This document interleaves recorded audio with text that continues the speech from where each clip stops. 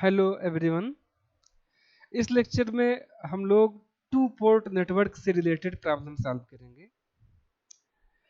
मैंने एक सर्किट यहाँ दिखाया है। इसमें हमको फाइंड करना है Z and Y parameter. Determine the Z and Y parameters for the circuit shown in figure. तो इस प्रॉब्लम को सॉल्व करने के लिए सबसे पहले हम इस सर्किट में डिफरेंट ब्रांचेज में करंट एलोकेट कर देते हैं और टर्मिनल्स के अक्रॉस वोल्टेज एलोकेट कर देते हैं। इस टर्मिनल के अक्रॉस वोल्टेज हम V1 एलोकेट कर रहे हैं। यहाँ पर टोटल करंट I1 है। इसमें से 0.5 एम्पियर करंट इस वाले ब्रांच में डिवाइड हो गया, फ्लो हो रहा है। सो रिमेनिंग 0.5 I1 करंट इस ब्रांच में फ्लो होगा। इसमें जो करंट होगा 0.5 I1। ये डिपेंडेंट करंट सोर्स है जो 0.5 I1 है। मीन्स इस करंट सोर्स से जो करंट फ्लो होगा वो डिपेंड करेगा I1 पर। The value of this dependent current source is 0.5 I1। यहाँ के वोल्टेज को हम V2 से रिप्रेजेंट कर रहे हैं। इस ब्रांच में करंट सपोज दैट I2 है।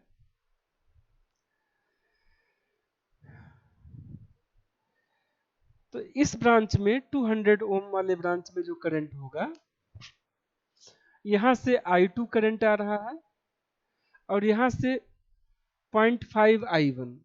सो यहाँ टोटल करंट जो होगा वो होगा 0.5 I1 प्लस I2।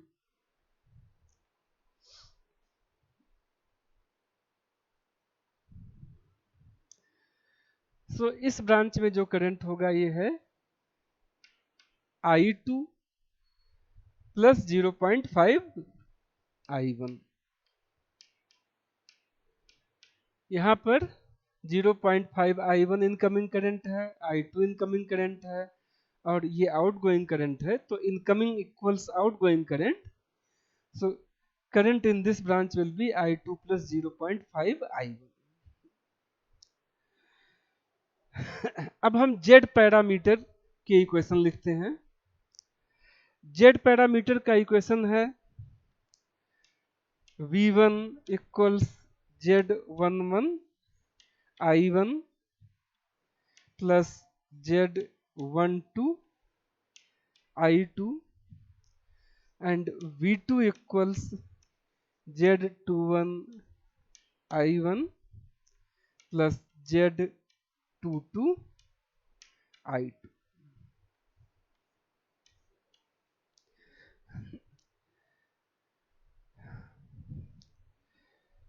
इसको हम लूप 1 मान लेते हैं और इसको हम लूप 2 मान लेते हैं। अब हम लूप 1 और लूप 2 में केवीएल इस तरह से लगाएंगे, इस तरह से केवीएल इक्वेशन लिखेंगे कि वो इक्वेशन जो Z पैरामीटर का इक्वेशन है, इक्वेशन 1 एंड 2, इसके फॉर्म में हो। तो सबसे पहले हम केवीएल लूप 1 में लगाते हैं। यहाँ पर KVL in loop 1।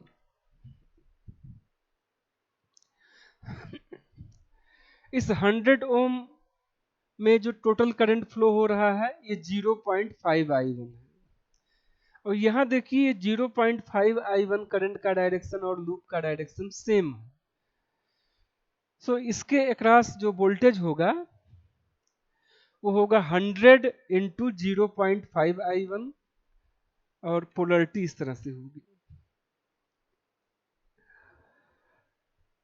Current positive से नेगेटिव डायरेक्शन में फ्लो होगा, लूप का डायरेक्शन पॉजिटिव से नेगेटिव डायरेक्शन में है। अगर हम वोल्टेज कंसीडर करें तो वोल्टेज ड्रॉप का केस है, इसलिए हम पॉजिटिव लेंगे।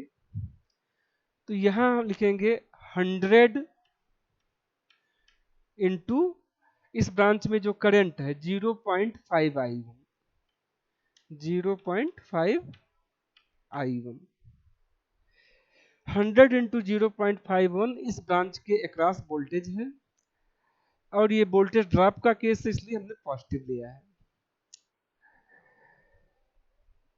लूप के डायरेक्शन में चलेंगे तो यहाँ माइनस से प्लस वोल्टेज राइज का केस है यहाँ, तो हम यहाँ का वोल्टेज जो V1 है इसको निगेटिव लेंगे। तो इस लूप का जो टोटल वोल्टेज होगा, इस ब्रांच के अक्रॉस वोल्टेज और इस टर्मिनल के अक्रॉस जो वोल्टेज है V1, उनका एडिशन 0। ये हम निगेटिव ले रहे हैं क्योंकि वोल्टेज राइज हो रहा है, माइनस से प्लस इक्वल्स 0। तो इस तरह से V1 इक्वल्स 100.5 मल्टीप्लाई करेंगे तो 50 आएगा, 50 I1।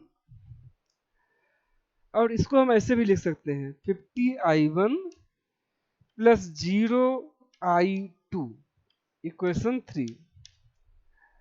ऐसा मैंने इसलिए लिखा है 0 I2 कि इक्वेशन 3 को हम इक्वेशन 1 से कंपेयर कराएंगे तो हमें Z11 मिल जाएगा, Z12 मिल जाएगा। इसी तरह से अब हम लूप 2 में KVL यूज करेंगे और कोशिश करेंगे कि उसका इक्वेशन इस इक्वेशन 2 के फॉर्म में हो। सो KVL इन लूप 2। लूप 2 में हम चल रहे हैं क्लॉकवाइज डायरेक्शन में चलेंगे। लूप के डायरेक्शन में प्लस से माइनस वोल्टेज ड्रॉप का केस है। अगर हम प्लस से माइनस लूप के डायरेक्शन में चले तो इस टर्मिनल के क्रॉस वोल्टेज जो V2 है, प्लस से माइनस वोल्टेज ड्रॉप हो रहा है, इसलिए हम पॉजिटिव V2 लेंगे, V2।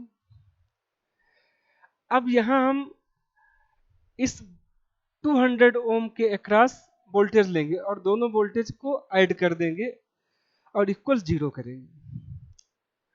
तो यहां देखिए लूप के डायरेक्शन में हम चल रहे हैं। यहां हमने जो करंट का डायरेक्शन शो किया है, ये लूप के डायरेक्शन का अपोजिट है। इसका मतलब है अगर हम इस करंट के अकॉर्डिंग वोल्टेज लें तो ये पॉजिटिव होगा और ये निगेटिव होगा, और उसकी जो वैल्यू होगी वो 200 multiplied by I2 plus 0.5 I1 होगा।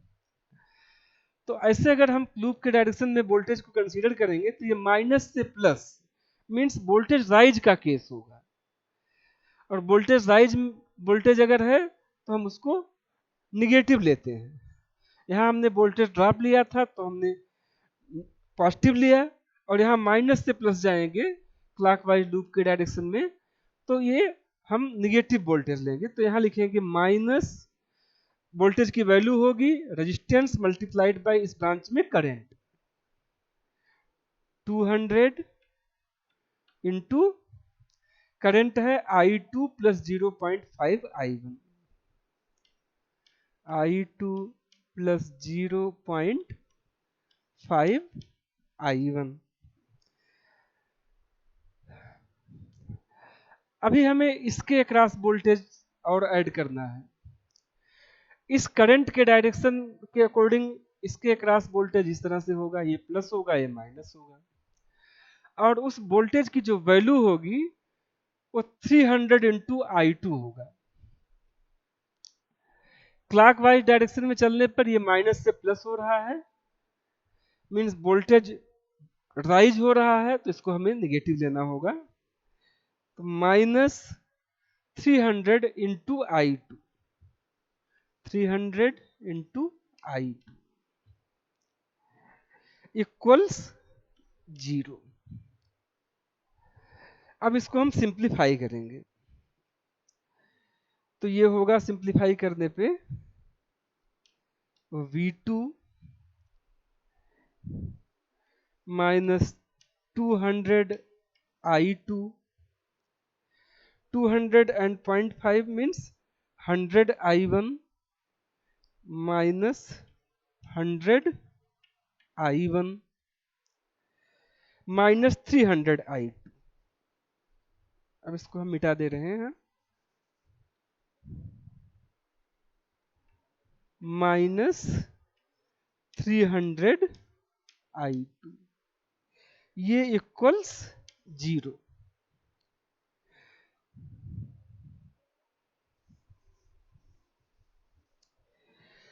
अब इसको हम और सिंप्लीफाई करेंगे तो यहाँ V2 इक्वल्स हो जाएगा 100 I1 equal, right hand side में ले जाएंगे तो ये पॉजिटिव हो जाएगा, तो ये हो जाएगा 100 I1 और 200 I2 minus 200 I2 minus 300 I2 means minus 500 I2। इसको हम इक्वल के राइट साइड में ले जाएंगे तो ये 500 I2 हो जाएगा, पॉजिटिव 500 I2।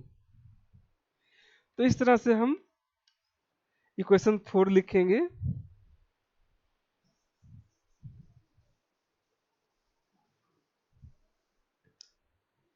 अब आप देख रहे हैं कि इक्वेशन 3 और इक्वेशन 4 इक्वेशन 1 और इक्वेशन 2 के फॉर्म में हो गया है। इक्वेशन 1 और 2 जेड पैरामीटर का इक्वेशन है। इक्वेशन के लेफ्ट साइड में देखिए V1 है, V1 equal Z11 I1 Z12 I2। Equation 3 में भी देखिए V1 equal 50 I1 plus 0 into I2 है। अब अगर हम कंपेयर कराएं, on comparing equation 1 and 3,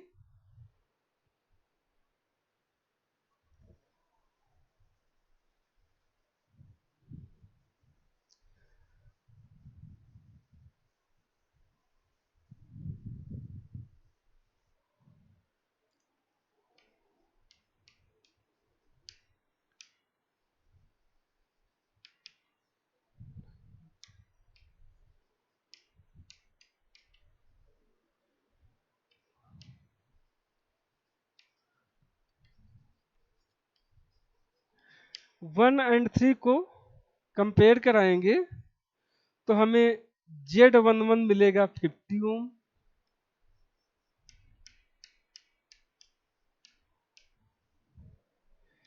Z12 मिलेगा Z12 0 ओम।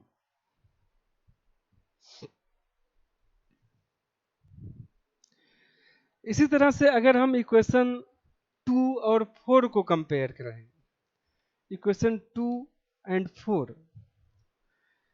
तो हमें Z21 इक्वल्स 100 ओम मिलेगा। देखिए इधर B2 equals Z21 I1 plus Z22 I2 है और इक्वेशन 4 भी B2 equals 100 I1 plus 500 I2 है। दोनों इक्वेशन सेम फॉर्म में है। तो इस तरह से Z21 इक्वल्स 100 ओम मिलेगा हमें,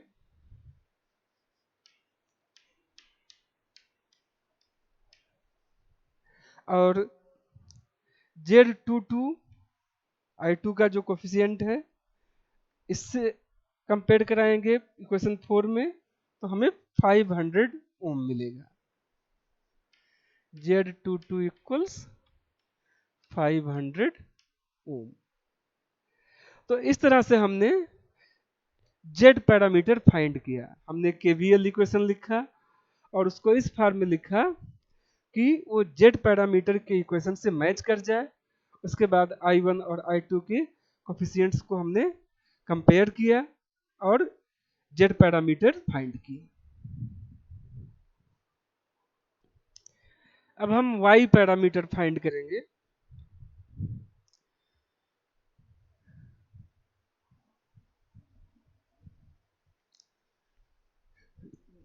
सबसे पहले हम वाई पैरामीटर का इक्वेशन लिख लेते हैं। वाई पैरामीटर की इक्वेशन है I1 equals Y11 V1 plus y12 v2 और I2 equals y21 v1 plus y22 v2।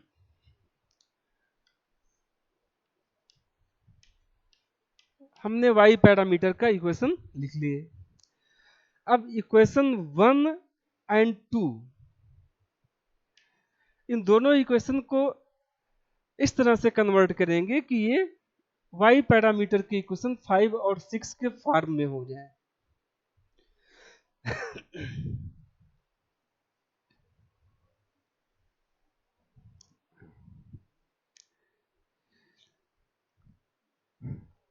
Equation 1 and 2 के लिए हमने इक्वेशन 3 और 4 लिखा है, तो इक्वेशन 3 और 4 को हम कन्वर्ट करेंगे कि इक्वेशन 5 और 6 के फॉर्म में हो जाए। तो इक्वेशन 3 ऐसे लिख सकते हैं, फ्रॉम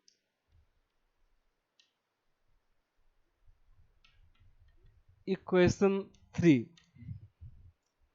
ये 0 है तो इसको हम लिख सकते हैं I1 इक्वल्स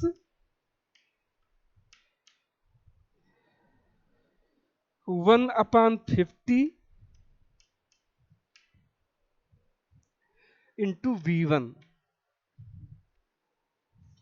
अब जेड पैरामीटर के इक्वेशन को मिटा दे रहे हैं, इनका कोई यूज नहीं है।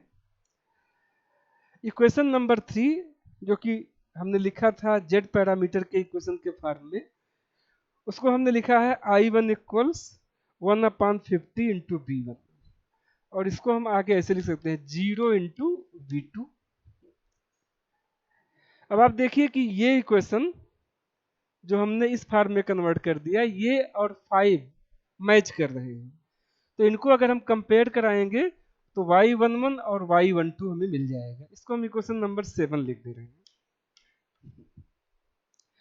इसी तरह से अब हम इक्वेशन 4, इस इक्वेशन को कन्वर्ट करके इक्वेशन 6 के फॉर्म में लाएंगे।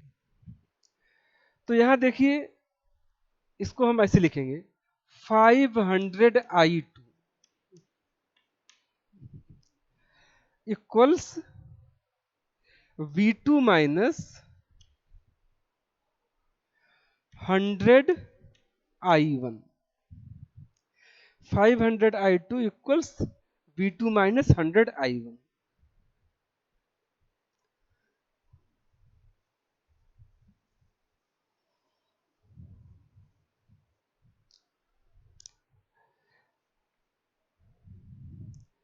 अब यहां हम इसे 100i1 प्लस V2 और I1 की जगह पे अब हम लिखेंगे V1/50, ये वैल्यू लिखेंगे। यहाँ I1 की जगह पे V1/50 minus 100 into V1/50 plus V2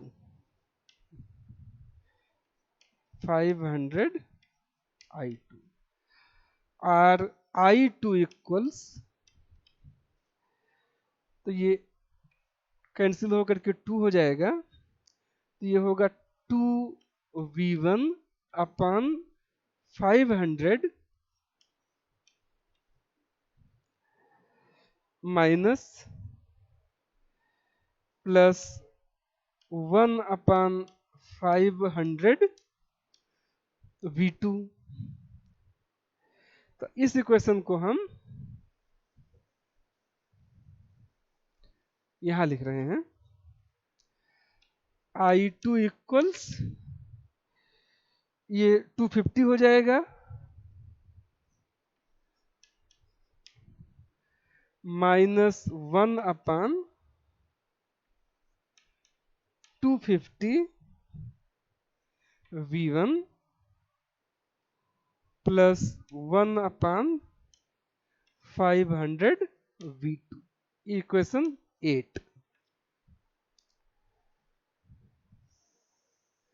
इस सर्किल को हटा दे रहे हैं, 1/50 V1 है।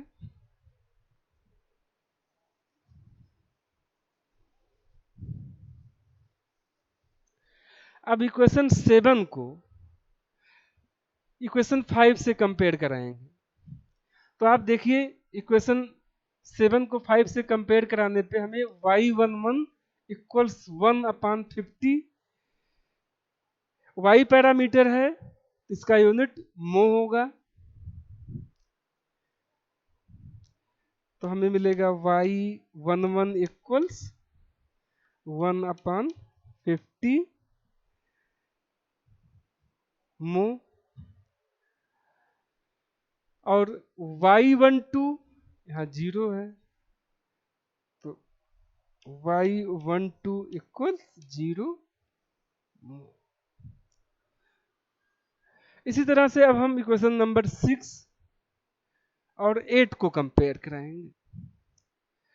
इक्वेशन 6 और 8 को कंपेयर कराने पे y21 इक्वल्स -1/250, y21 -1/250 मो, और y22 1/500 मो।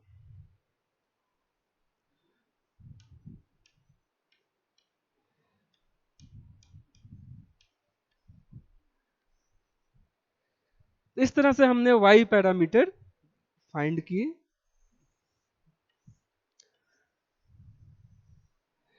तो अगर हमें किसी सर्किट में z पैरामीटर और y पैरामीटर फाइंड करने हैं तो हम KVL, KCL, इलेक्ट्रिकल रूल्स इस तरह से यूज करेंगे कि जो हम इक्वेशन लिखें KVL इक्वेशन या KCL इक्वेशन, वो z पैरामीटर इक्वेशन के फॉर्म में हो, और अगर y पैरामीटर फाइंड करना है तो y पैरामीटर इक्वेशन के फॉर्म में हो, जिससे कि कंपेयर करा के हम आसानी से z और y पैरामीटर्स को फाइंड कर सकें।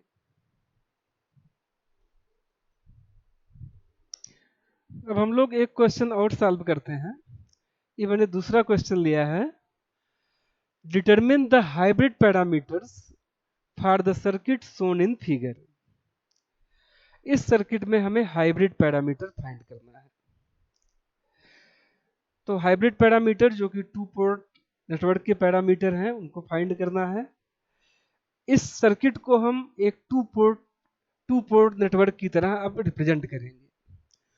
सबसे पहले हम ये जो करंट सोर्स है जो इस रेजिस्टेंस के पैरेलल में है, इसको वोल्टेज सोर्स में कन्वर्ट करेंगे।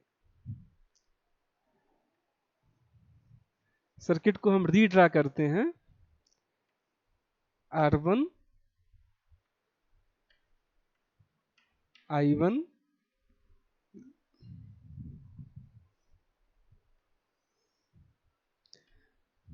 R2, करंट सोर्स को हमें वोल्टेज सोर्स में कन्वर्ट करना है।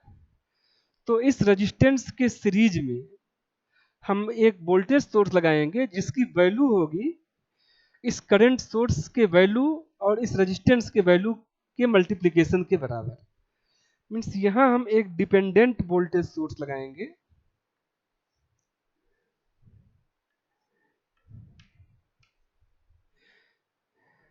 और इस डिपेंडेंट वोल्टेज सोर्स की वैल्यू होगी current source alpha I1 multiplied by resistance R3, और फिर रेजिस्टेंस जो कि एज इट इज रहेगा R3। यहां फिर हमने इस करंट सोर्स को वोल्टेज सोर्स में कन्वर्ट कर दिया। अब इस सर्किट में हम 2 पोर्ट नेटवर्क के वोल्टेज और करंट को शो करेंगे।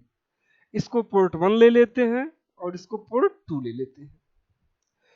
तो इसके वोल्टेज को हम सपोज दैट V1 है रिप्रेजेंट करें, और इस पोर्ट के वोल्टेज को V2 से, और इस पोर्ट में जो करंट है इस टर्मिनल में उसको हम I2 से रिप्रेजेंट कर रहे हैं। तो इस तरह से आप देख रहे हैं कि इस ब्रांच में करंट I2 है, यहाँ करंट I1 है, इस नोड पे इनकमिंग करंट I1 और दूसरा इनकमिंग करंट I2 है। तो इस ब्रांच में जो करंट होगा वो करंट होगा दोनों करंट का addition, means I1 plus I2। इस तरह से हमने इस सर्किट को एक दूसरे सर्किट में कन्वर्ट कर दिया जिसमें वोल्टेज सोर्स लगा है और हमने दोनों टर्मिनल्स यानी दोनों पोर्ट्स के वोल्टेज को V1 और V2 से रिप्रेजेंट किया है, पोर्ट के करंट को I1 और I2 से रिप्रेजेंट किया है। और अब इस सेकंड सर्किट को सॉल्व करेंगे जिससे कि हम हाइब्रिड पैरामीटर फाइंड कर सकें। इसको हम लूप 1 ले लेते हैं और इसको लूप 2 ले लेते हैं।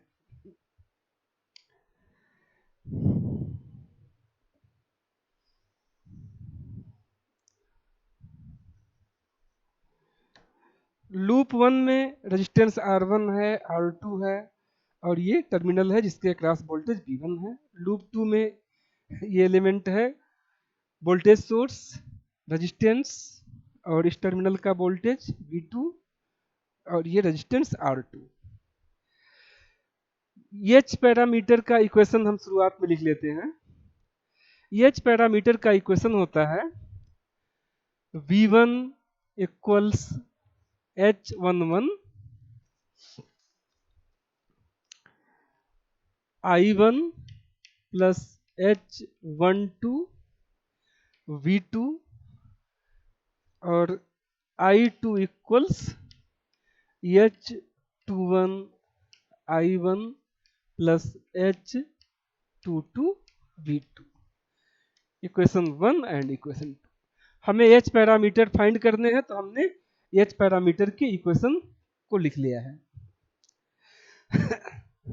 अब हम KVL यूज करेंगे लूप 1 में और लूप 2 में और इससे जो इक्वेशन मिलेगा उसको हम इन इक्वेशन के फॉर्म में कन्वर्ट करेंगे और उसके बाद I1 और V2 के कोफिशिएंट्स को कंपेयर करके हाइब्रिड पैरामीटर्स को फाइंड कर लेंगे। सो KVL इन लूप 1 में अप्लाई करते हैं। अप्लाइंग KVL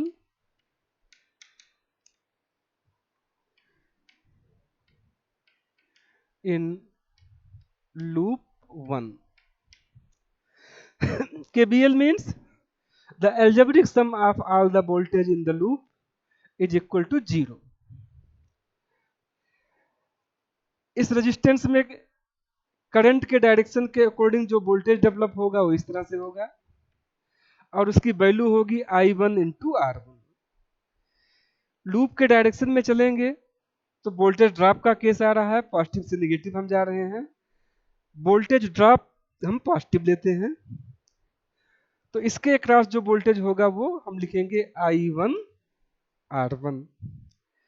फिर इस रेजिस्टेंस के अक्रॉस वोल्टेज, तो इस करंट के अकॉर्डिंग इस रेजिस्टेंस के अक्रॉस वोल्टेज ऐसे होगा जिसकी वैल्यू होगी R2 into I1 plus I2, इस रेजिस्टेंस में जो करंट फ्लो हो रहा है इस लूप के डायरेक्शन में। तो फिर हमारा जो वोल्टेज है प्लस से माइनस है, वोल्टेज ड्रॉप का केस है, वोल्टेज ड्रॉप पॉजिटिव लेना है, पॉजिटिव लेंगे और उसकी जो वैल्यू होगी इस रेजिस्टेंस में जो करंट फ्लो हो रहा है I1 plus I2 multiplied by R2, I1 plus I2 multiplied by R2। इसका वोल्टेज हमने लिख लिया, यहाँ का वोल्टेज लिख लिया। अब इस टर्मिनल के वोल्टेज को लिखेंगे क्लॉकवाइज में कंसीडर करते हुए, लूप के डायरेक्शन में कंसीडर करते हुए। यहाँ देखिए लूप के डायरेक्शन में हम माइनस से प्लस जा रहे हैं, वोल्टेज राइज का केस हो रहा है, वोल्टेज राइज को निगेटिव लिया जाता है। यहाँ लिखेंगे माइनस V1 इक्वल्स 0। तो इस तरह से जो इक्वेशन मिलेगा हमें वो होगा, यहाँ लिख रहे हैं V1 इक्वल्स, इसको हम इक्वल के राइट साइड में ले जा रहे हैं, V1 इक्वल्स R1 I1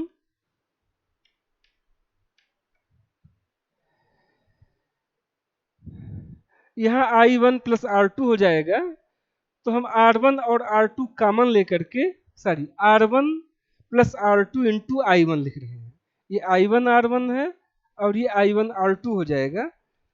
तो इसको हम एक साथ कर लेते हैं, R1 R2, R1 plus R2 into I1 और R2 इंटू I2।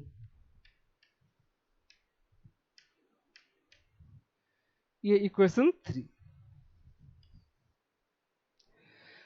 इसी तरह से अब हम लूप 2 के लिए KVL लिखेंगे।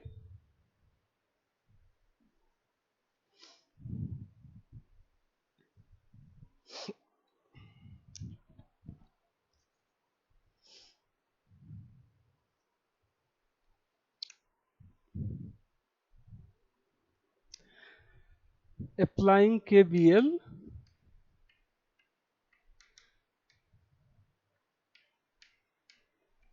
in loop 2।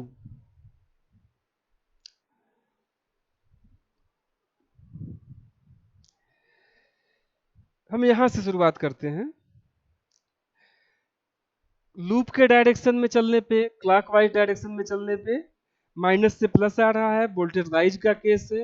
वोल्टेज राइज को हम निगेटिव लिखते हैं, तो ये होगा माइनस अल्फा I1 R3। ये वाला वोल्टेज होगा माइनस अल्फा I1 R3। हमने इसके क्रॉस वोल्टेज लिख लिया। इस करंट के अकॉर्डिंग जो यहां वोल्टेज डेवलप होगा वो इस तरह से होगा, प्लस माइनस, और उसकी वैल्यू होगी current I2 multiplied by R3। तो हम जब क्लॉकवाइज चलेंगे ये लूप के डायरेक्शन में, तो माइनस से प्लस आ रहा है, वोल्टेज राइज हो रहा है, तो हम निगेटिव लेंगे, निगेटिव वोल्टेज होगा जिसकी वैल्यू होगी I2 R3। यहां लिखेंगे माइनस I2 R3। ये हमने इसके क्रॉस वोल्टेज लिख लिया। अब इस पोर्ट 2 डैश, ये जो पोर्ट 2 है, इसके क्रॉस वोल्टेज V2 है। यहां देखिए प्लस से माइनस जा रहे हैं, वोल्टेज ड्रॉप का केस है, तो वोल्टेज ड्रॉप के केस में हम पॉजिटिव लेते हैं, तो यहां हम प्लस V2 लेंगे।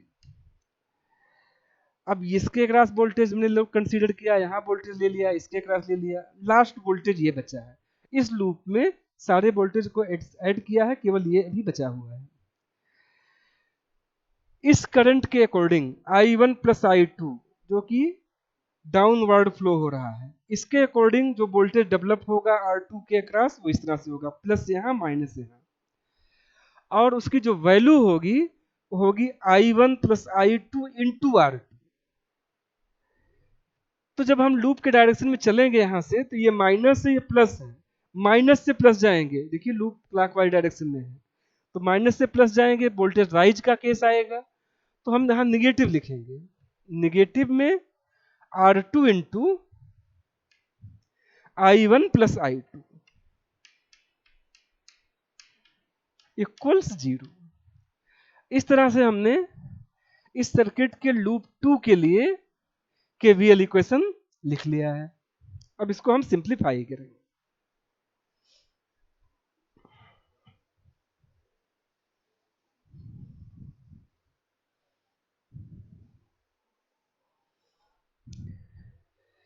R V2 इक्वल्स,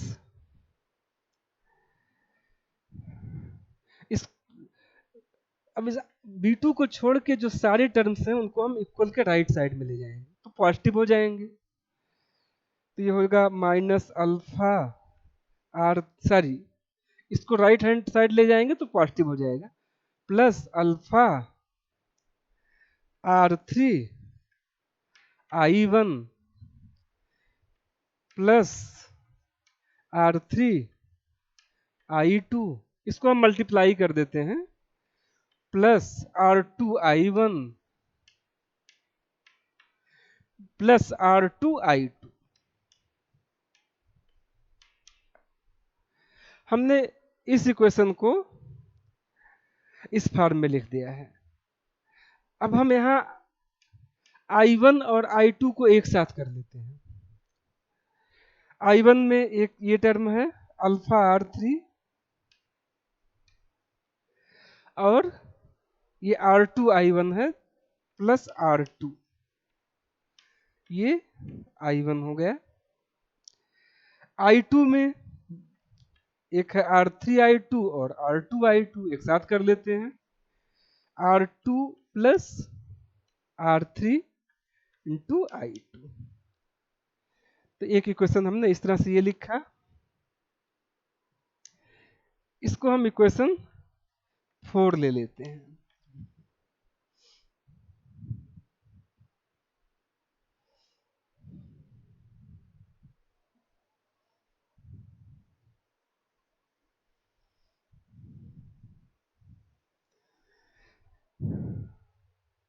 इक्वेशन 3 और इक्वेशन 4 को हम एक साथ लिखते हैं और फिर उसको हम इक्वेशन 1 और 2 के फॉर्म में कन्वर्ट करेंगे। तो हम पहले इक्वेशन 3 लिख लेते हैं। यहाँ इक्वेशन 3 हमने लिखा था इस तरह से था, V1 equals R1 plus R2 I1 plus R2 I2। ये इक्वेशन 3 हमने लिखा था और इक्वेशन 4 ये है।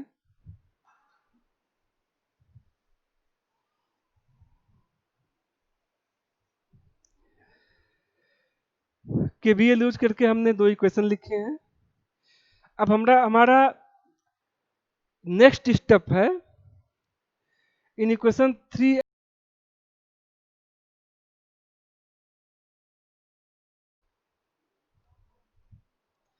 अब इक्वेशन 3 और 4 को हम इक्वेशन 1 एंड 2 के फॉर्म में कन्वर्ट करेंगे और बाद में जिससे हम कंपेयर करके इन एच पैरामीटर्स की वैल्यू को फाइंड कर सकें।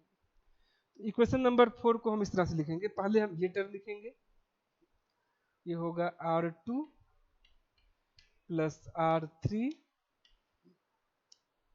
इंटू I2 इक्वल्स, इसको इसके साथ कंबाइन करेंगे B2 के साथ, माइनस अल्फा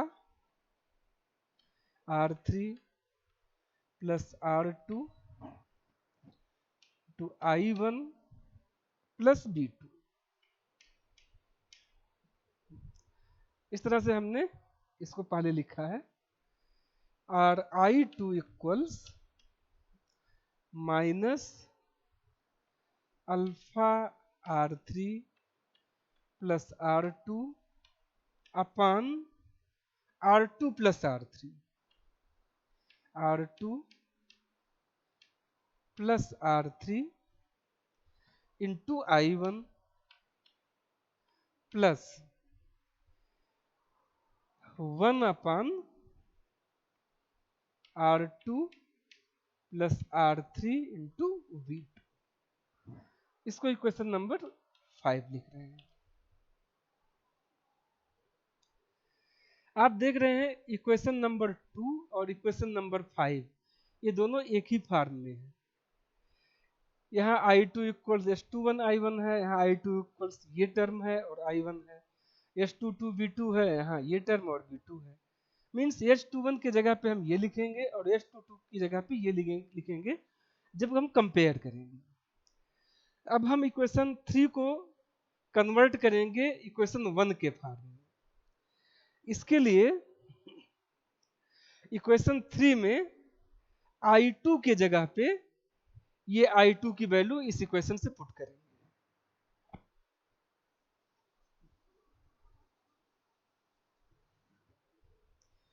तो हम V1 को इस तरह से कन्वर्ट करेंगे, V1 equals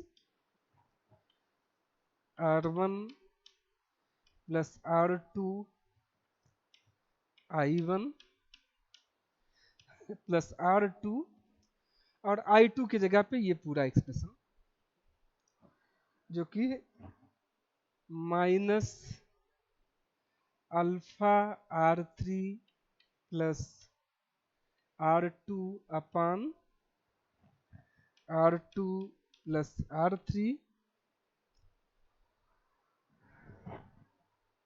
into I1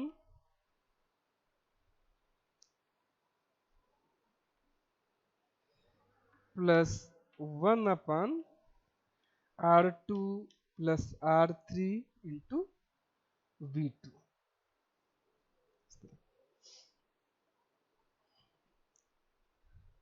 R V1 equals, अब हम I1 को एक साथ कंबाइन कर लेते हैं, तो V1 होगा R1 प्लस R2 माइनस ये R2 मल्टीप्लाई कर देंगे अल्फा माइनस अल्फा R3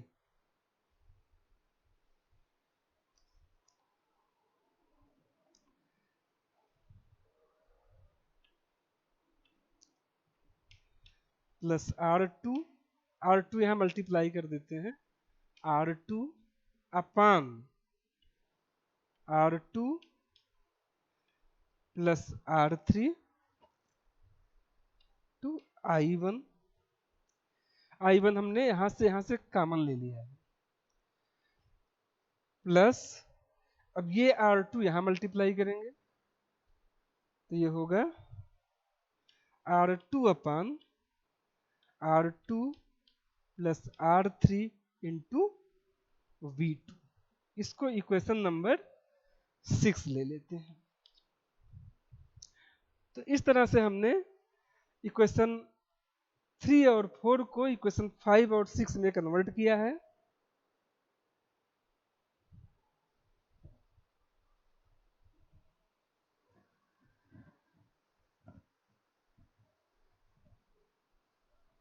अब आप देख सकते हैं इक्वेशन 1 और इक्वेशन 6 एक ही फॉर्म में है और इक्वेशन 2 और इक्वेशन 5 एक फॉर्म में है।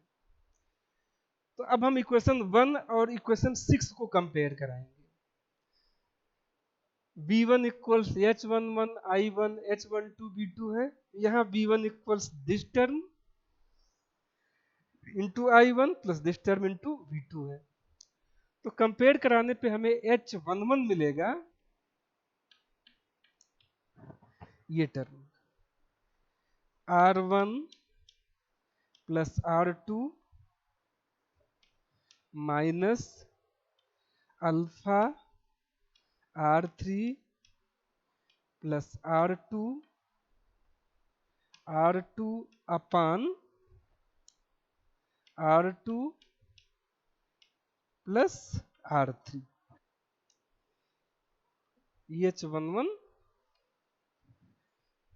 हमने इसके कोफिशिएंट I1 के कोफिशिएंट से कंपेयर करा के लिखा है। H12 V2 का कोफिशिएंट है, तो यहाँ पे V2 का कोफिशिएंट ये है, तो हम H12 लिखेंगे R2 अपान R2 प्लस R3। तो इस तरह से हमने इक्वेशन 1 और इक्वेशन 6 को कंपेयर करा के H11 और H12 की वैल्यू को फाइंड किया।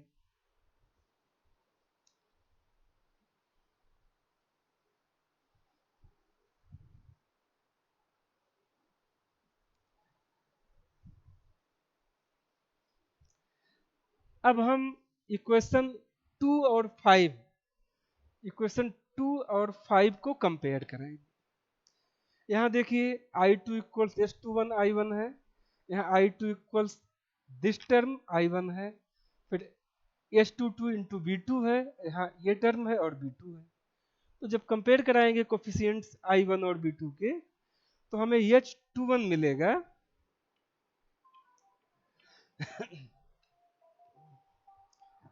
H21 इक्वल्स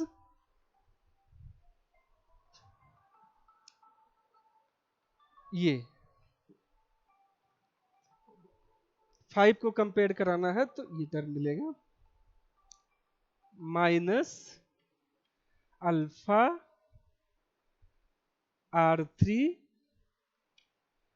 प्लस R2 अपान R2 प्लस R3 H21 हमने I1 के कोफिशिएंट से लिखा है alpha R3 plus R2 upon R2 plus R3 और H22 V2 के कोफिशिएंट से H22 equals 1 upon R2 plus R3। तो इस तरह से हमने H पैरामीटर फाइंड किए H11, H12, H21 and H22। Thank you.